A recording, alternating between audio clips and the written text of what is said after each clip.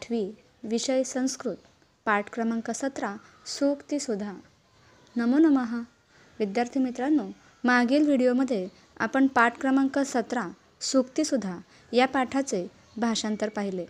यामध्ये आपण सुभाषितांचे मराठी अर्थ आणि इंग्रजी अर्थ पाहिले। या व्हिडिओमध्ये आपण त्यावरील भाषा अभ्यास पाहणार आहोत। चला तर मग सुरुवात करूया आपल्या व्हिडिओला। पहिला श्लोक आहे, विद्वत्त्वं च नृपत्वं च नैव तुल्यं कदाचन। स्वदेशे पूज्यते राजा, विद्वान सर्वत्र पूज्यते। यावरील भाषा अभ्यास आहे। प्रश्न पहिला, एकवाक्येन उत्तरत। राजा कुत्र पूज्यते? तर श्लोकात दिले आहे, स्वदेशे पूज्यते राजा। अशा प्रकारची ओळ तुम्हाला इथे दिसते। तर उत्तर लिहिताना आपण कुत्र या ठिकाणी स्वदेशे असा शब्द लिहून वाक्य पूर्ण करणार आहोत। म्हणजेच वाक्य होईल, राजा स्वदेशे पूज्यते। आ कह सर्वत्र पूज्यते। श्लोकामध्ये बघा, वाक्य आहे विद्वान सर्वत्र पूज्यते, म्हणून उत्तर आपल्याला तसेच लिहायचे आहे, विद्वान सर्वत्र पूज्यते।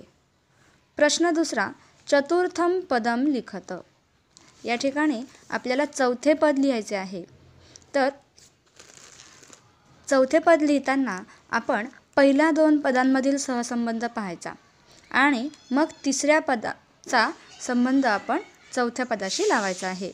जसे की विद्वान, दुसरे पद आहे विद्वत्त्वम, म्हणून आपल्याला चौथं पदही त्याप्रमाणेच करायचं आहे। जसं की नृपः नृपत्वम, उत्तर आहे नृपत्वम। 3, समूहेतर पदम चिनुत। यामध्ये आपल्याला ऑड मॅन आउट करायचं आहे, म्हणजेच गटात न बसणारा शब्द आपल्याला बाहेर काढायचा आहे। पहिला आहे भूपः महीपालः पार्थिवः पंडितः। यामध्ये आपण बघितलं तर समजेल की भूपः म्हणजे राजा, महीपालः म्हणजे राजा, पार्थिवः राजा, पंडितः विद्वान। म्हणजेच यामध्ये 3 शब्द हे राजा या शब्दासाठी समानार्थी आले आहेत। तर यात गटात न बसणारा शब्द आहे पंडितः। आ प्राज्ञः विचक्षणः चाणाक्षः क्षितिपतिः। यातील सगळ्या शब्दांचे अर्थ पाहूया। प्राज्ञः म्हणजे बुद्धिमान, विचक्षणः बुद्धिमान, चाणाक्षः बुद्धिमान, क्षितिपतिः म्हणजे राजा। तर यामध्ये आपल्याला कोणता शब्द मिळतोय? वेगळा शब्द आहे क्षितिपतिः। अशा प्रकारे पहिल्या श्लोकाचा भाषा अभ्यास। आता दुसऱ्या श्लोकाचा भाषा अभ्यास पाहूया। त्याआधी श्लोक वाचून घेऊया। न भूतपूर्वं न कदापि वार्ता, हेम्नः कुरंगो न कदापि दृष्टः, तथापि तृष्णा रघुनंदनस्य विनाशकाले विपरीत बुद्धिः। यावरील भाषा अभ्यास पहा। श्लोक क्रमांक 2, प्रश्न पहिला, एकवाक्येन उत्तरत। कीदृशः कुरंगः न कदापि दृष्टः। याचा अर्थ आहे, कशा प्रकारचा हरिण आपण कधी पाहिले नाही। तर दुसऱ्या ओळीमध्ये याचे उत्तर आपल्याला सापडेल, हेम्नः कुरंगो न कदापि दृष्टः। म्हणजेच सोन्याचे हरिण कधीही पाहिले नाही, म्हणून या ठिकाणी आपण उत्तर लिहू शकतो, हेम कुरंगः न कदापि दृष्टः किंवा हेम्नः कुरंगः न कदापि दृष्टः। आ सुवर्णस्य कुरंगस्य तृष्णा कस्य जायते। अर्थ आहे, सोन्याच्या हरणाची तृष्णा किंवा हाव कोणाला झाली? तर याचं उत्तर आपल्याला तिसऱ्या ओळीमध्ये मिळेल, तथापि तृष्णा रघुनंदनस्य, म्हणून उत्तर आहे रघुनंदनस्य। तर उत्तर लिहिताना आपण लिहिणार, सुवर्णस्य कुरंगस्य तृष्णा रघुनंदनस्य जायते। प्रश्न दुसरा, मेलनम कुरुत। इथे आपल्याला जोड्या लावायच्या आहेत। तर त्याआधी आपण दोन्हीही तक्ते वाचून घेऊया। पहिल्या तक्त्यात दिला आहे कुरंगः, रघुनंदनः, तृष्णा, बुद्धिः. आणि दुसरा तक्ता आहे प्रज्ञा, पिपासा, मृगः आणि रामः. आता यांच्या जोड्या लावताना आपल्याला शब्दांचे अर्थ माहीत असले पाहिजेत. तर कुरंगः म्हणजे हरिण, रघुनंदन म्हणजे राम, तृष्णा म्हणजे हाव किंवा तहान, आणि बुद्धी म्हणजेच ज्ञान. तर आता दुसऱ्या शब्दाचा अर्थ बघूया. प्रज्ञा. प्रज्ञा म्हणजे बुद्धी, पिपासा तहान, मृगः म्हणजे हरिण आणि राम माहिती आहे तुम्हाला. तर आता आपण यांच्या जोड्या लावूया. आपल्याला इथे समजतं आहे की हे शब्द जे आहेत ते पहिल्या तक्त्यातील शब्दांशी समानार्थी आहेत. म्हणून बघूया. कुरंगः या ठिकाणी समानार्थी शब्दाची जोडी लागेल मृगः. रघुनंदनः राम, रामः. तृष्णा पिपासा, बुद्धिः प्रज्ञा. अशा प्रकारे दुसऱ्या श्लोकाचा भाषा अभ्यास या ठिकाणी झालेला आहे. आता आपण तिसरा श्लोक बघूया.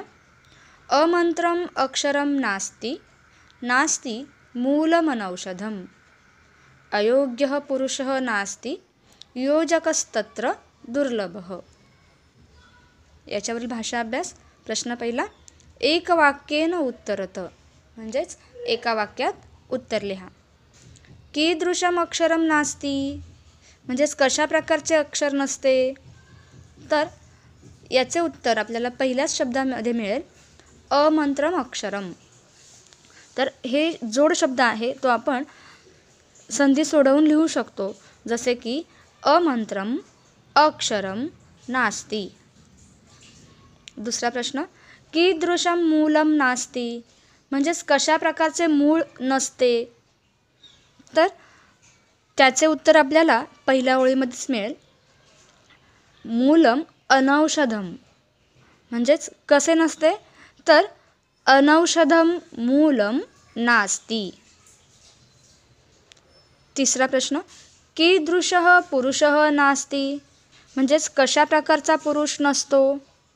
तर त्याचे उत्तर आपल्याला दुसऱ्या ओळीत मिळेल अयोग्यः पुरुषः नास्ति, म्हणजेच अयोग्य असा पुरुष नसतो. कः दुर्लभः, तर त्याचं उत्तर आपल्याला शेवटच्या दोन शब्दात मिळतं योजकस्तत्र दुर्लभः. या ठिकाणी आपण करणार योजकः दुर्लभः. श्लोक क्रमांक 4. अतिदानात बलिर्बद्धो ह्यतिमानात सुयोधनः, विनष्टो रावणो लौल्यात अति सर्वत्र वर्जयेत. यावरील भाषा अभ्यास पाहूया. प्रश्न पहिला. मेलनम कुरुत. या ठिकाणी सुद्धा आपल्याला जोड्या लावायच्या आहेत. पहिला तक्ता आपण वाचून घेऊया.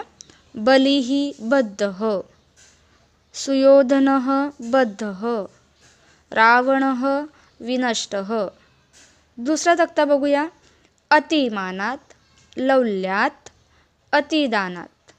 आता या ठिकाणी चौथ्या श्लोकाच्या अर्थाप्रमाणे बघितलं तर कळेल आपल्याला की अतिदानात बलिर्बद्धो, मग याची जोडी येणार बलिः बद्धः अतिदानात. ह्यतिमानात सुयोधनः, अशा प्रकारे दुसरा शब्द आपल्याला दिसतोय. तर सुयोधनः बद्धः अतिमानात आणि रावणः विनष्टः. तर श्लोकातील ओळ आहे विनष्टो रावणो लौल्यात, म्हणून या ठिकाणी उत्तर येईल रावणः विनष्टः लौल्यात. प्रश्न दुसरा. एकवाक्येन उत्तरत. बलिः कस्मात बद्धः, बली कोणामुळे बांधला गेला. तर उत्तर आहे बलिः अतिदानात बद्धः. सुयोधनः कस्मात बद्धः, सुयोधनः अतिमानात बद्धः. रावणः कस्मात विनष्टः, रावण कशामुळे विनष्ट झाला. तर रावणः लौल्यात विनष्टः. किम सर्वत्र वर्जयेत, तर कशाचा सर्व प्रकारे त्याग करावा, तर अति सर्वत्र वर्जयेत. श्लोक क्रमांक 5. श्लोकाचे वाचन. अपि स्वर्णमयी लंका न मे लक्ष्मण रोचते, जननी जन्मभूमिश्च स्वर्गादपि गरीयसी. यावरील भाषा अभ्यास पाहूया. रिक्तस्थानं पूरयत, म्हणजेच तुम्हाला रिकाम्या जागा या ठिकाणी भरायच्या आहेत. तर आधी तक्ता वाचून घेऊ. ही आहे जोडी विशेषण आणि विशेष्याची. तर पहिला तक्ता आहे विशेषण. यामध्ये पहिली आपल्याला रिकामी जागा भरायची आहे आणि दुसरा शब्द आहे गरीयसी. विशेष्यमच्या तक्त्यामध्ये बघूया. शब्द दिला आहे लंका आणि दुसऱ्या ओळीमध्ये आपल्याला रिकामी जागा भरायची आहे. तर आता जोड्या लावूया. लंका या विशेष्याचे विशेषण काय आहे श्लोकात, तर स्वर्णमयी. लंका कशी आहे, सोन्याची, म्हणून स्वर्णमयी. विशेषण दिलं आहे गरीयसी. तर काय श्रेष्ठ आहे, तर श्लोकात बघाल तर जननी जन्मभूमीश्च स्वर्गादपि गरीयसी, म्हणून उत्तर आहे जननी आणि जन्मभूमी. श्लोक क्रमांक 6 याचे वाचन करूया.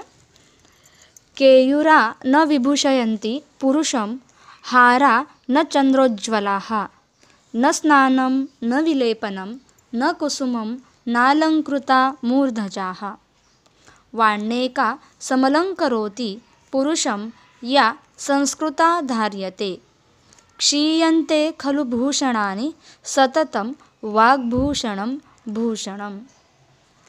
यावरील भाषा अभ्यास पाहूया. एकवाक्येन उत्तरत. त्यामध्ये हाराः कीदृशाः, तर हार कसे आहेत, कशा प्रकारे आहेत, तर चंद्रोज्ज्वलाः, म्हणून उत्तर येईल हाराः चंद्रोज्ज्वलाः. प्रश्न 2. मूर्धजाः कीदृशाः, म्हणजेच केस कसे आहेत, तर अलंकृताः, म्हणून मूर्धजाः अलंकृताः. 3. यथार्थं भूषणं किम, म्हणजे सर्व प्रकारे भूषण काय आहे, तर इथे आहे वाग्भूषणं भूषणम, म्हणून उत्तर येईल वाग्भूषणं यथार्थं भूषणम.